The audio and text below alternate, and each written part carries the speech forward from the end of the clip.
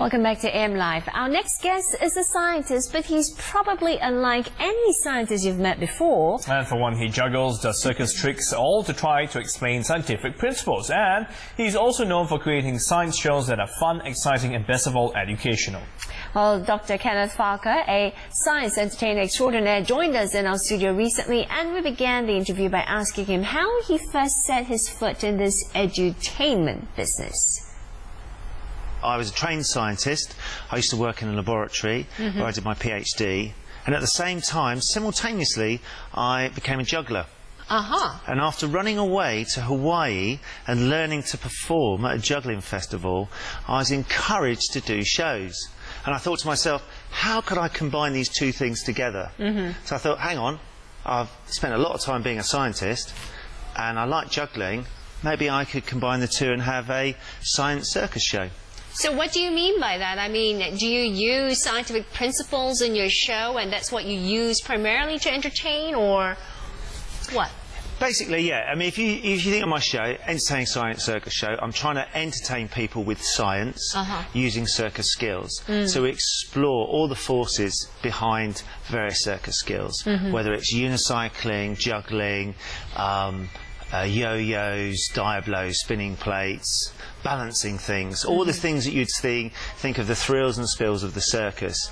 Most people take for granted. I'm going, if you push or pull that, that will help you. That's why you don't get hurt. That's why you don't fall over.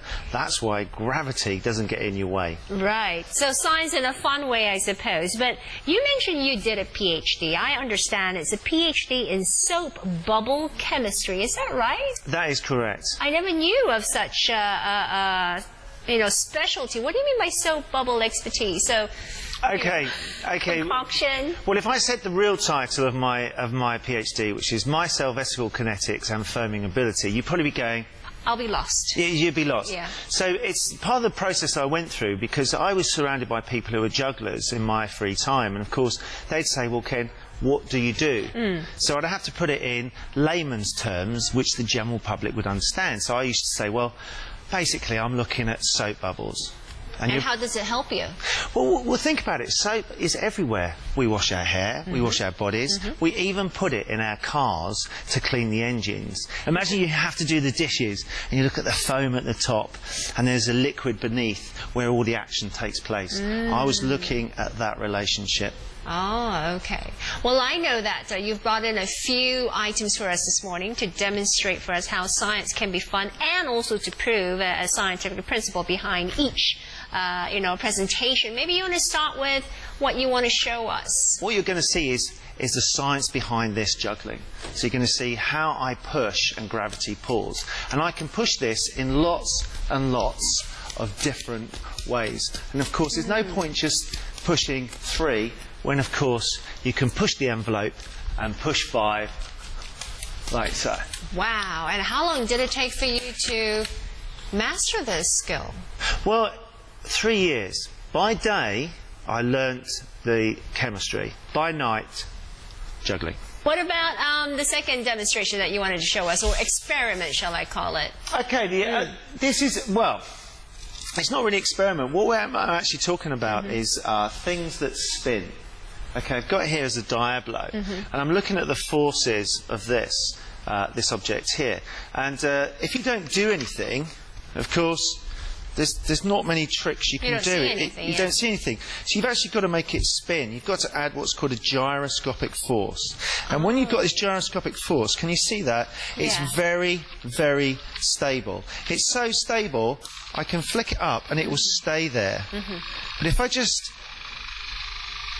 leave it there, friction will grip onto it. It will slow down and eventually fall off. It will fall off, never to be seen again. Gravity has very... Where's it gone? Well, move on. That's a great way, actually, to present science to young children, isn't it? Because a lot of children find it very challenging to understand what you just said, gyroscopic force.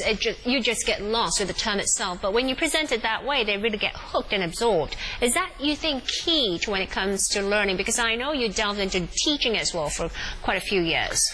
Yeah, I did teach for a few years, but I like to think what I do is complementary to teachers. It can't replace it, because if you imagine a child sees this every day, then I think you become desensitised to it. So you need to keep inspiring. And, okay. You've got one more?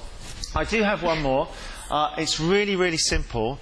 This actually is an experiment I did at home. I was actually making some pasta sauce. And what happened was, I'm just going to demonstrate with this blue solution. And I put the pasta sauce was it's just some tomatoes, about that much was there. And I got my blender. Okay. And what are we trying to prove here before you show us? Well, it's better if I show you what happened, actually, Okay. because I put this in here and I was just mixing it up. Okay. And then the telephone rang. Okay, and I answered the phone. Hello? Ah. Hello? Hello? Hello? Hello? Right. Hello? And then I went, hang on, I can't believe it. And then I looked at this and thought, that shouldn't be happening. Surely, normally, if you take an object and you've got it in the air, this should just drop. Gravity should take over. So I started thinking, well, what's happening? And if I spin it, you'll notice it's actually spinning around. It's almost like a little whirlpool or sort of a tornado sort of effect here. So the movement is causing a suction kind of force, is that right? Exactly. If you think of it as a motorboat, okay, you turn a motorboat, you turn it one way and it pushes it forward. You turn it the other way and it pulls it backwards. So in the same way, this is actually moving the water, pulling it upwards so it stays there. The ultimate experiment would be to find a blender that span the other way to see if it actually pushed it down. But unfortunately, they only do blenders which actually spin it clockwise. Well, you'll have to perhaps work on it. After all, you are a scientist. Indeed.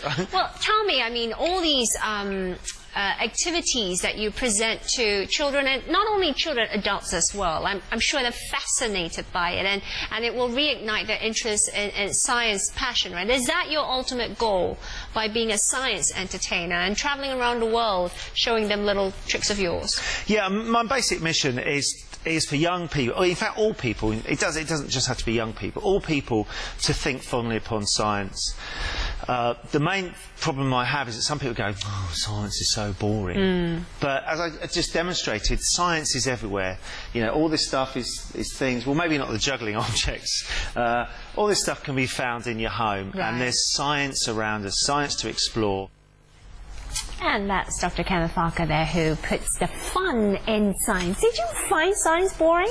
Sometimes, gotta admit, yeah, there were moments, you know. Really? So, I know science is so interesting because, you know, you have the theory and then the practical session, but I found it challenging, yes, but boring, no. Okay, well, you know what, we do have a lot more fun, and you can go back and try some of the experiments on your own, but we do need to end the show because we're done. It is Wednesday, 31st of July, but we are back tomorrow because it is a brand new month, and because it's only Thursday. So yes, we are back tomorrow. Because of that, yeah. Yes, okay, anyways, plus Natalia Edwards goes on the Rubicon Trail and she lives to tell us her tale. That's all happening tomorrow, so listen to a story right here. We'll see you tomorrow bright and early. Have a good one. Bye-bye. Bye-bye.